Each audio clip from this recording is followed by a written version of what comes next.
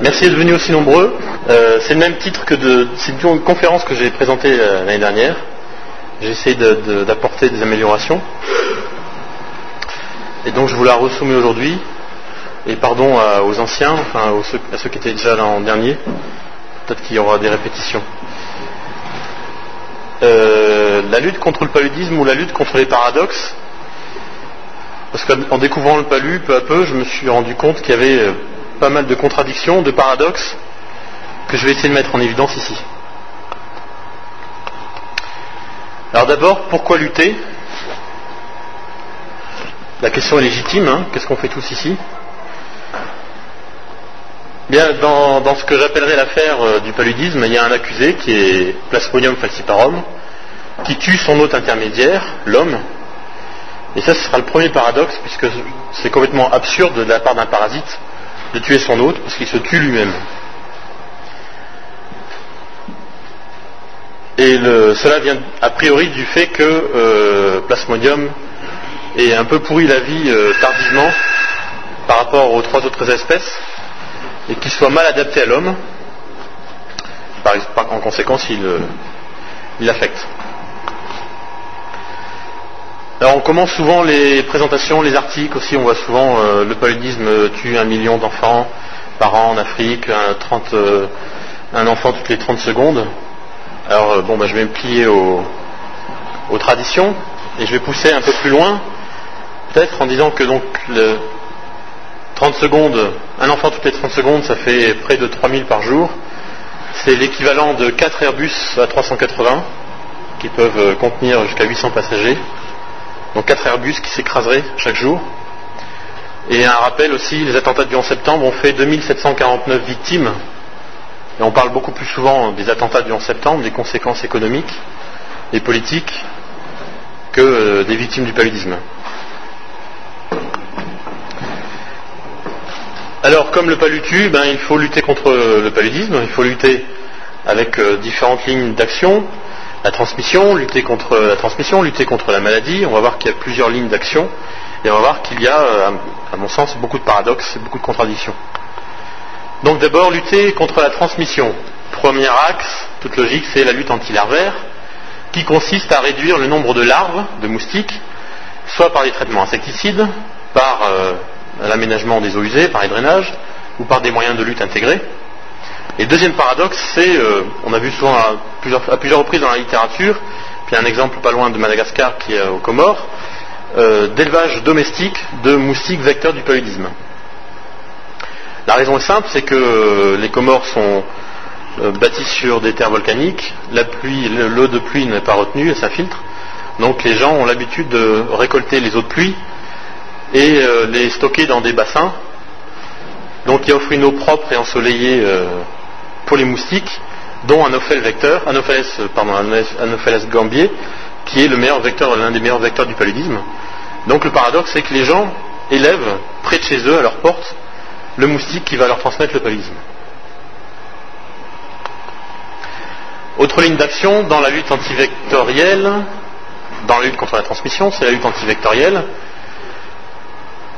On a plusieurs reprises, je ne vais pas froisser Luciano une deuxième fois, c'était le cas l'an dernier, on a une multitude de publications, de rapports qui démontrent de façon indéniable l'intérêt de l'utilisation des moustiquaires imprégnés, et même des moustiquaires non imprégnés parfois même, en particulier pour les enfants de moins de 5 ans et pour les femmes enceintes.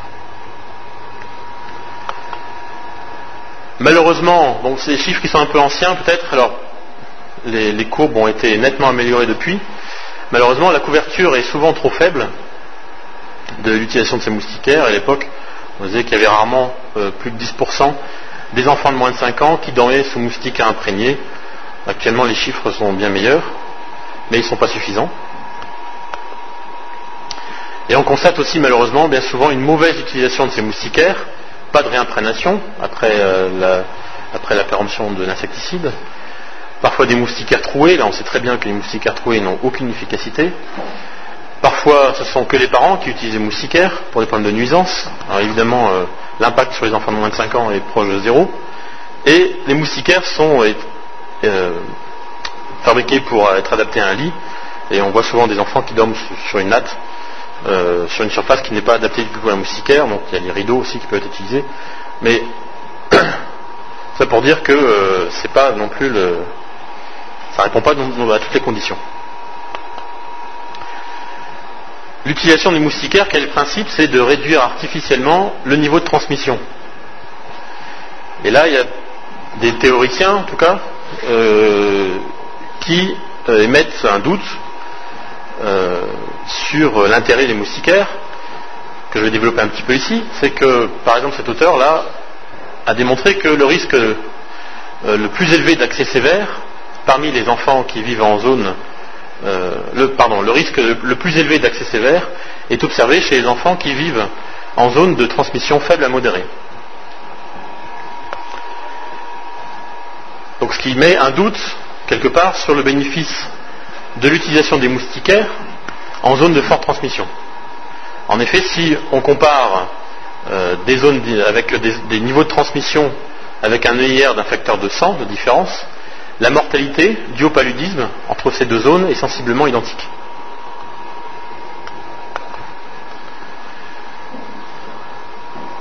Encore cette étude-là qui compare différentes zones avec des niveaux de transmission très différents, qui démontre que peut-être le bénéfice de l'usage des moustiquaires imprégnés d'insecticides peut être plus important dans les zones de faible transmission ou à transmission modérée. L'explication, ce serait que dans les zones à forte transmission, la tranche d'âge où il y a un risque de décès de paludisme, c'est de 5 ans, donc c'est à peu près 1/5 de l'espérance de vie, alors que dans les zones de très faible transmission, il n'y a pas de prémunition, et le risque de décès, après un accès palustre, couvre toute l'espérance de vie. Donc je disais tout à l'heure que les moustiquaires ont une efficacité. On constate dans toutes les publications, tous les rapports, qu'il y a une baisse de la morbidité, baisse de la mortalité, baisse des anémies. Mais c'est qu'une baisse, c'est pas une efficacité à 100%. Et c'est peut-être justement, si on voulait pousser un petit peu pour aller jusqu'au paradoxe, peut-être justement que les moustiquaires ont une efficacité modérée, c'est justement peut-être pour ça qu'elles sont très efficaces. Je m'explique, si la moustiquaire protégeait à 100% des piqûres, une piqûre accidentelle, la personne ferait nécessairement un accès palustre et il y aurait un risque de décès qui serait élevé. Or, le contact, la moustiquaire peut-être a un rôle sur la protection aux périodes d'âge critique, donc c'est bien pour ça qu'on l'utilise en particulier chez les enfants de moins de 5 ans et les femmes enceintes, ce qui peut leur permettre de se protéger contre peut-être la piqûre qui serait de trop et qui conduirait à un accès palustre et un décès.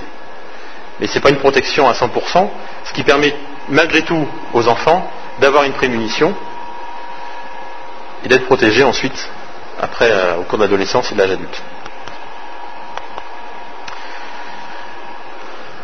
Alors la transmission, on n'arrive pas à vaincre le palu en luttant contre la transmission, le contact avec le moustique.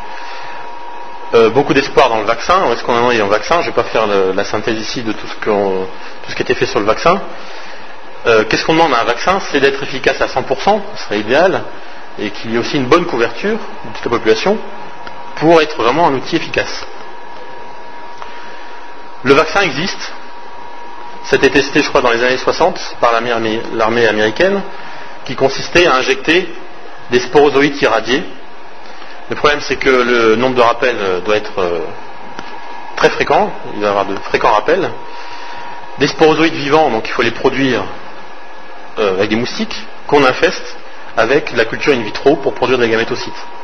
Donc c'est un travail qui est excessivement lourd. Et pour illustrer un petit peu, je pense qu'il faudrait, si on voulait vacciner 1000 personnes, il faudra embaucher ces 1000 personnes pour la production du vaccin. Donc c'est quelque chose qui est pas du tout réalisable. On demande à un vaccin qui ait une bonne couverture. Or, on a des exemples dans d'autres pathologies, par exemple pour la polio, avec un vaccin qui est efficace, qui est simple à utiliser, mais qui, malgré tout, ça reste un problème de santé publique parce que la couverture n'est pas suffisante. Alors le jour où on aura un vaccin contre le palu, même s'il est efficace à 100%, on n'aura peut-être pas résolu le paludisme pour un problème de couverture. Est-ce qu'un vaccin à 50% d'efficacité serait intéressant? Pourquoi pas, si c'est un vaccin qui réduit la mortalité de 50%, on pourrait sauver la vie de la moitié d'1 million de décès par an, ce qui serait intéressant, pas négligeable. Et ça placerait ce vaccin comme un moyen de lutte supplémentaire, au même titre que les moustiquaires, au même titre que les TPI, au même titre que les différents moyens de lutte qu'on a. Alors comme c'est du domaine de la recherche, juste une diapositive sur un bilan assez catastrophique finalement de la recherche, parce que ça fait 120 ans quand Alphonse Lavran a décrit le premier, le parasite, alors qu'il y a encore beaucoup de mystères autour de cette maladie. Et on n'est pas encore au bout de nos peines. Bon, il y a toute la partie génétique humaine encore, où il y a beaucoup de choses à faire, la génétique et le parasite. Et cette photo qui illustre un peu le contraste entre la recherche d'hier, avec ce microscope en magnéton, et les nouvelles technologies qu'on a aujourd'hui. Et finalement, on n'a pas résolu le problème. Alors comme on ne peut pas lutter efficacement contre la transmission, on n'a pas de vaccin, donc on a des malades, il faut prendre en charge ces malades, il faut lutter contre la maladie. En quoi consiste une bonne lutte contre la maladie? C'est un diagnostic précoce, un traitement approprié, et on sait que ces deux facteurs-là, si on diagnostique précocement le malade et qu'on lui donne un traitement approprié, on réduit très fortement le risque de décès. Première barrière à cet axe de cette action, c'est l'accès aux soins, puisqu'il y a beaucoup de populations qui vivent très isolées, qui n'ont pas accès aux soins. On sait que la majorité des acépalustres restent à domicile. Il y a une petite minorité qui arrive dans les dispensaires et une très faible minorité qui arrive en milieu hospitalier. Donc souvent, avant d'arriver à ce niveau-là, l'accès est très grave, le cas est catastrophique, et il y a beaucoup de casses, ce qui contribue certainement à la mauvaise réputation de beaucoup d'hôpitaux. On sait aussi que beaucoup de personnes préfèrent recourir d'abord à des thérapies du domaine de la croyance, plutôt que d'aller voir directement un médecin qui peut prescrire un médicament. Il faut savoir que dans les zones où il y a de la forte transmission, où la population a un niveau de prémunition qui est élevé, la majorité des cas de palud, des acépalustres, se guérissent d'eux-mêmes, grâce à la réponse immunitaire. Donc s'il peut laisser croire à cette jeune femme que le sac de coquillage qu'on lui a collé sur le front a été efficace contre le paludisme, ce qui est peut-être pas le cas. Autre problème, c'est l'automédication. Parfois il y a des médicaments qui marchent, mais les gens ne suivent pas toujours la totalité du traitement. Et l'usage aussi de produits dont l'efficacité n'est pas toujours vérifiée. Et c'est ici l'exemple d'un sachet d'herbe que j'ai trouvé dans un commerce, dans un supermarché à Madagascar. Et je pense que c'est peut-être dangereux de laisser croire qu'on peut guérir le paludisme avec un produit qui n'a pas été testé, dont l'efficacité n'a pas été vérifiée. Donc admettons qu'on a résolu le problème d'accès aux soins et qu'on peut lutter efficacement contre la maladie. Donc qu'on doit mettre en place un diagnostic. Et on parle tout de suite de diagnostic, on parle souvent de diagnostic biologique. L'intérêt du diagnostic biologique, en effet, parce que trop souvent le diagnostic est basé strictement basé sur des critères cliniques. Donc on a des cas de palud qui sont erronés et des traitements contre le paludisme de patients qui souffrent d'une autre maladie. Donc bien souvent une surestimation des cas de palud. Donc il faut indéniablement mettre en place un diagnostic biologique. Beaucoup de programmes dans le passé ont essayé de mettre en place des microscopies avec des techniciens là où il y en avait besoin. Ça a été un échec, parce qu'on voit souvent soit un microscope sans ampoule, soit un microscopiste sans microscope. Et il y a beaucoup d'espoirs qui sont mis sur les bandelettes, parce qu'elles sont plus faciles à utiliser, elles peuvent se conserver, il n'y a pas besoin de formation très compliquée, elles sont stables, mais est-ce que l'implantation des bandelettes va réussir mieux que les microscopes? Pour l'instant, on n'en sait rien. Je ne sais pas s'il y a des pays qui sont bien avancés dans ce domaine. Le problème aussi, c'est que on entend bien parfois des médecins qui disent mais la bandelette, on n'a pas tellement confiance parce que le seuil de détection n'est pas si bon que le microscope. C'est pas pour ça que ces médecins utilisent le microscope. Peut-être qu'une bandelette vaut mieux que pas de microscopie du tout. Bien que le seuil de détection soit supérieur à la bandette, pour la bandette. Dans le cas où le diagnostic biologique est négatif, eh ben, c'est pas du tout inintéressant, puisque ça peut obliger le médecin à s'orienter vers une autre pathologie. Et du coup, si on arrive à imposer un diagnostic biologique, on lutte contre la majorité des pathologies, des maladies infectieuses. Alors une fois qu'on a diagnostiqué le palu, il faut un traitement. Qu'est-ce qu'on demande à un traitement? C'est qu'il soit efficace, qu'il ait une bonne tolérance et qu'il ait un coût le plus faible possible pour en faire bénéficier les populations qui en ont le plus besoin. Or, trop souvent, on constate que les prescriptions sont des traitements très souvent l'utilisation en première intention de médicaments de seconde ligne. Donc on peut se demander le rôle et l'importance, l'observance des politiques nationales. C'est-à-dire que les experts qui rédigent la politique nationale prennent en compte tous les critères, toutes les spécificités du pays, avec les niveaux de résistance, avec le contexte, les niveaux de transmission, etc.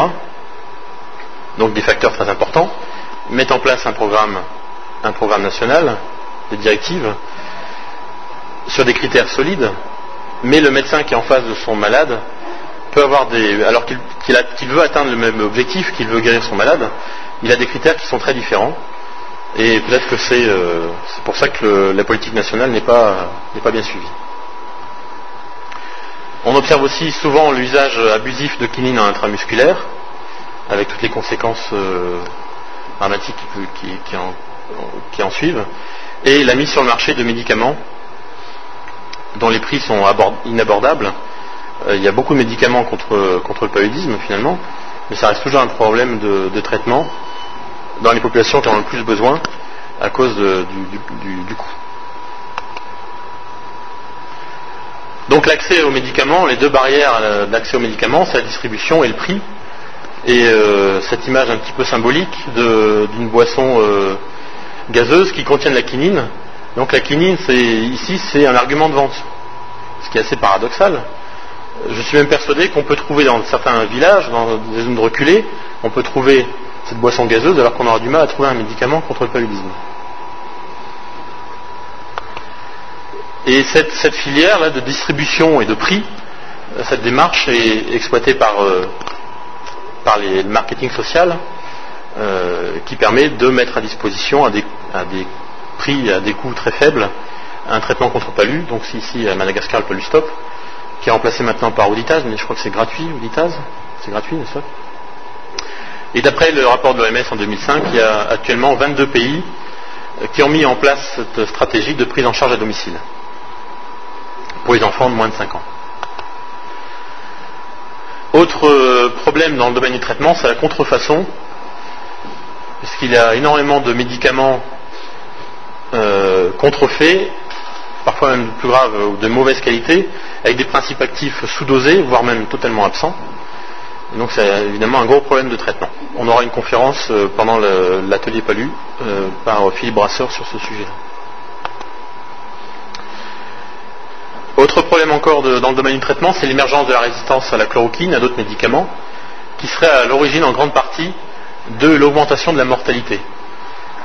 Sur cette courbe-là, qui vient de l'OMS, qui est publiée par l'OMS, on voit que dans les années 70, il y a une augmentation des taux de mortalité, en particulier, même exclusivement en raison de la résistance qui apparaît dans la région subsaharienne de l'Afrique.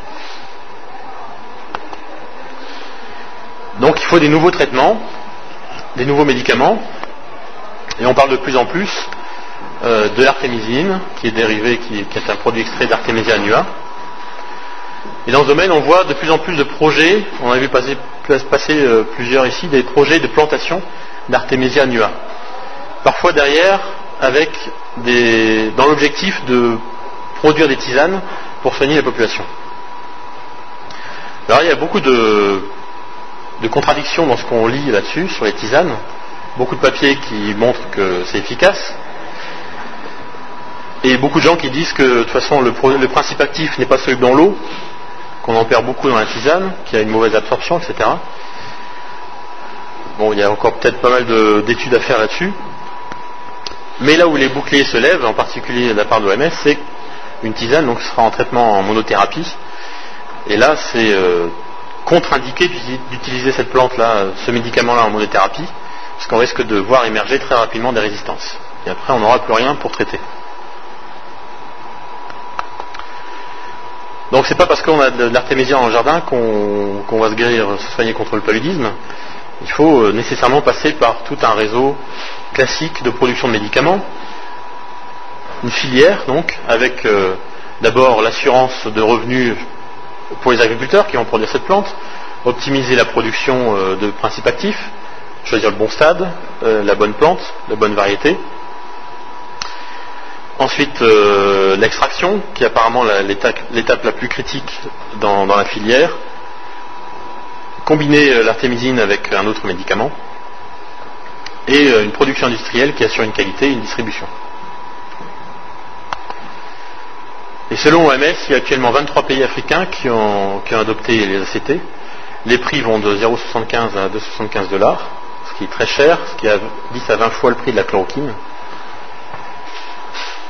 Donc c'est un problème de coût, évidemment. Autre frein énorme à la bonne mise en place des programmes de lutte et leur efficacité, c'est l'ignorance qu'il peut y avoir, toutes les fausses informations qui peuvent circuler autour du paludisme. Et je vais citer deux phrases qu'on a entendues à Madagascar, mais on va entendre ça dans tous les pays. La première, c'est le paludisme. C'est un monsieur qui m'expliquait ce que c'était que le paludisme des mangues. Il m'expliquait qu'il ne fallait pas manger les mangues avant la première pluie parce que ça donne le palu. Et un propos un peu plus grave, puisqu'il s'agissait d'un médecin dans la région d'Antiranan qui avait un patient dans un coma dans son service et qui expliquait qu'il avait un palu grave, que c'était un coma fébrile avec une lame négative résistante à la quinine.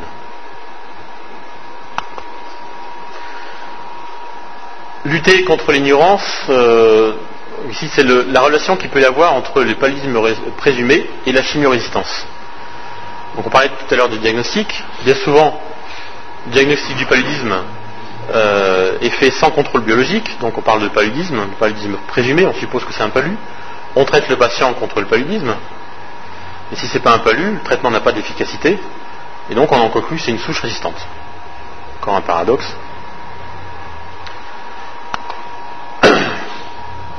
Et lutter contre l'ignorance aussi, souvent les occidentaux donnent des leçons de morale, c'est mon cas là, mais nous on fait mieux? Ben, pas du tout.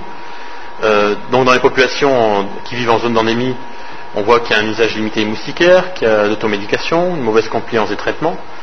Et chez les touristes, il y a beaucoup de cas de palud d'importation, et c'est quasiment systématiquement des gens qui n'ont pas suivi le traitement chimioprophylactique que a prescrit le médecin.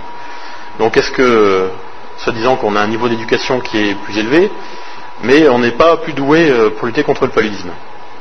Alors est-ce qu'il est possible d'éduquer? Bien oui, si on arrive à faire prendre conscience aux mères, par exemple dans cette étude-là, aux mamans de la responsabilité de leur enfant.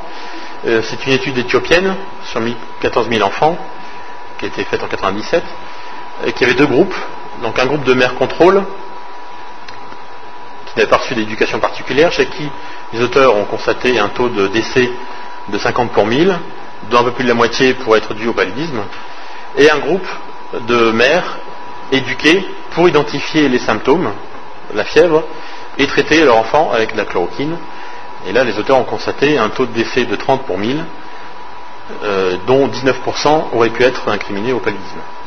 Donc l'éducation marche. On associe très souvent, à juste titre, le paludisme aux pays pauvres. Ici, sur cette figure, on voit que l'effectif le plus élevé, c'est en Asie, mais la proportion la plus forte de pauvres dans la population, c'est en Afrique. En Afrique, dont 60% de la population est exposée au paludisme. Donc lutter contre la pauvreté, c'est une évidence quand on voit que, ici, sur cette courbe-là, les enfants, le pourcentage d'enfants infectés de moins de 5 ans est beaucoup plus élevé dans les populations, dans les tranches sociales les plus pauvres par rapport aux tranches sociales de milieux un peu plus aisés. On sait aussi que le risque de paludisme est 2,5 fois supérieur chez les résidents de maisons pauvres par rapport aux résidents de maisons de construction moderne. Alors non pas que le mur fasse une barrière physique, c'est davantage le niveau d'éducation, le niveau d'hygiène, le niveau de santé global et le comportement face à un enfant qui est malade. Comment il va être pris en charge.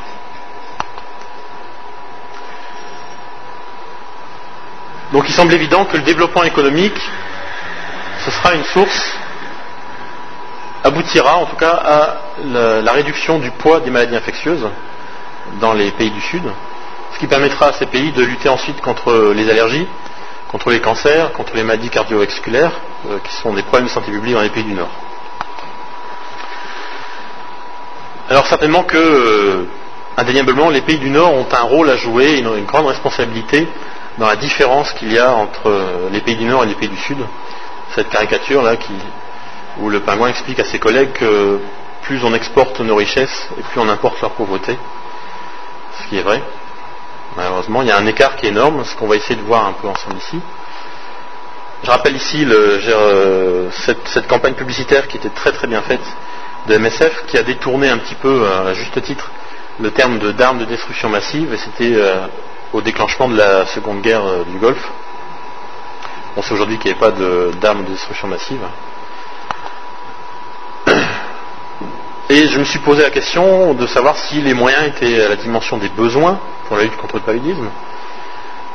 Donc je suis allé sur les sites des gros bailleurs de fonds, le Fonds mondial. Donc je ne sais pas de quand date le graphe, mais on doit être ici à peu près à 2 millions de dollars de décaissement, l'ordre d'idée, dont 31% dédiés au paludisme. Sur le site de la Banque mondiale, on doit sûrement trouver des chiffres plus précis parce que j'ai vu entre 2000 et 2005, donc puisque ça date de 2005, un engagement des fonds de 100 à 150 millions de dollars. Je trouve que la fourchette était assez large pour une banque, mais je suppose qu'en allant sur le site, on doit trouver des chiffres plus précis. Et c'est pour donner un ordre d'idée. Et selon les estimations, le poids économique du paludisme en Afrique, uniquement en Afrique, ce serait de 12 milliards de dollars par an, uniquement en perte de PIB, ce qui représenterait un ralentissement économique pour ces pays africains en moyenne de 1,3% par an. Et on estime aussi, selon les chiffres qu'on trouve sur les sites internet, sur les bailleurs de fonds, qu'il faudrait 2 à 3 milliards de dollars par an pour lutter efficacement contre le paludisme. Et dans ce que j'ai lu aussi, j'ai trouvé cette phrase d'un économiste qui est apparemment très célèbre, qui disait que si tous les pays riches consacraient chaque année uniquement 0,1% de leur PNB à la lutte contre les maladies dans les pays pauvres, il y aura un dégagement de fonds de 25 milliards de dollars disponibles. Et donc j'ai essayé de mettre une échelle de comparaison entre les dépenses, ou en tout cas des sommes d'argent qui peuvent être dépensées ou engagées dans les pays riches. Donc ici un exemple, c'était l'association Que Choisir, UFC Que Choisir, qui dénonçait les fournisseurs d'accès à Internet qui faisaient des bénéfices à hauteur de 112 millions d'euros en 2 ans, uniquement sur les hotlines, c'est-à-dire quand le client a une panne d'Internet, il appelle son fournisseur d'accès et ces lignes sont surtaxées, parce qu'elles dégageaient des bénéfices importants. Autre échelle de prix, c'est 400 millions d'euros pour la construction du viaduc de Millau, pour ceux qui connaissent en France. C'est le plus haut pont du monde, mais bon, ça ne lutte pas contre le paludisme. Et une autre échelle aussi que j'ai trouvé faramineuse, c'est 12 milliards de dollars.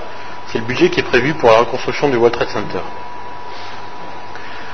Et c'est pas parce qu'on ne va pas construire de World Trade Center qu'on va soigner contre le paludisme. Je voulais mettre ces chiffres-là pour montrer l'écart, la différence qu'il y avait entre les pays. Et c'est sûrement pas un problème simple. C'est pas en interdisant la construction de ce site-là qu'on va soigner le palu. C'est pas si simple.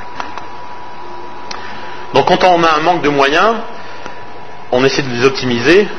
Et j'ai repris ce que nous a envoyé Luciano récemment, 2 lettres de l'OMS qui ont mis à profit les campagnes de vaccination, de rougeole ou contre la poliomyélite, pour distribuer des moustiquaires imprégnés. Donc des programmes combinés pour optimiser les moyens. Et dans une toute autre échelle, j'ai pas trouvé d'autres exemples, j'ai pas eu le temps, mais je voulais ressortir cette photo-là, que j'aime beaucoup, c'est l'ambulance. Je crois que c'était pris au Mali par Philippe Brun, en tout cas en Afrique de l'Ouest, et c'est pour expliquer un peu que parfois sur un site on peut avoir un besoin précis et qu'avec très très peu de moyens on peut répondre efficacement à un besoin et qu'il faut évidemment beaucoup d'argent, mais il faut aussi identifier ces petits besoins-là, et que peut-être dans des gros programmes de la Banque mondiale et du Global Fund, il y a peut-être un manque d'efficacité justement parce qu'il manque peut-être ce genre de petites choses qui peuvent améliorer l'efficacité des programmes de lutte. Mais ils sont difficiles à identifier. Alors est-ce qu'il y a un endroit au monde où tous ces moyens de lutte ont été efficaces, ont été mis en place de façon efficace?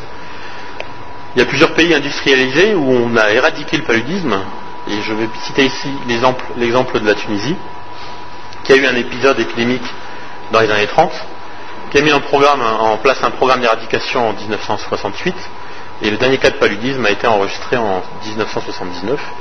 Mais il s'agit de pays industrialisés et de pays où déjà le niveau de transmission était faible, donc c'est forcément beaucoup plus simple à éradiquer dans ces régions-là.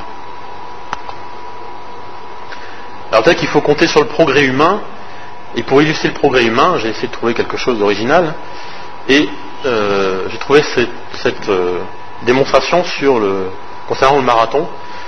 On a enregistré, les écrits montrent que Philippe S en 490 avant Jésus-Christ avait parcouru les 40 km en 4 heures, et qu'au fil du temps on a vu des améliorations très très très nettes de ces records, alors que c'est toujours un homme qui court. Peut-être qu'il y a simplement des baskets un peu plus performantes qui sont apparues à cette époque-là, jusqu'en 1984 où le record est de 2h09. Peut-être que le record est amélioré actuellement, mais donc c'est pour illustrer le fait que quand l'objectif est clairement défini, quand cet homme-là seul a défini son objectif et s'entraîne pour l'atteindre, on a un bon niveau d'efficacité, on progresse.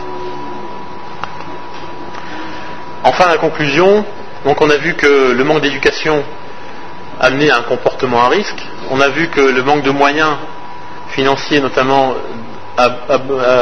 arrivait à un faible niveau de soins, de qualité des soins, et que la croissance du niveau de vie est certainement un moyen d'arriver à l'éradication du paludisme. Le constat, c'est qu'il y a souvent des solutions efficaces pour lutter contre le paludisme, mais que c'est toujours un problème de mise en œuvre qui les empêche d'être aussi efficaces que ça. Et je vais reprendre une expression d'un facilitateur qui est venu en 2004, qui posait souvent la question aux apprenants: si vous étiez Dieu, qu'est-ce que vous feriez? Et le problème, c'est peut-être que on est dans un système très complexe où on est obligé de légiférer, de faire des protocoles, de faire des procédures. Dieu n'a pas besoin de tout ça pour que ça marche. Il faut faire ça en lui, on n'est que des hommes. Et peut-être qu'on est dans un système trop complexe, dans des procédures qui freinent peut-être l'efficacité des programmes. Donc c'est sur la planète Terre, au milieu de l'univers, quelqu'un qui dit l'alinéa 2 de l'article 157 est inacceptable, ce qui ne fait pas avancer les choses. Et peut-être que la solution, moi je rêverais d'un système qui serait peut-être beaucoup plus sévère, beaucoup plus musclé, peut-être un cabinet d'experts qui mettra en place une politique de dictature, une politique de santé, qui imposerait à tout le monde, qui aurait autorité sur tout, sur tous les États, pour en 5 ans, avec, 15-20 milliards de dollars, mettre en place tous les programmes de lutte. Et peut-être que ce serait un système qui serait plus efficace, mais autoritaire. Voilà. Je vous remercie.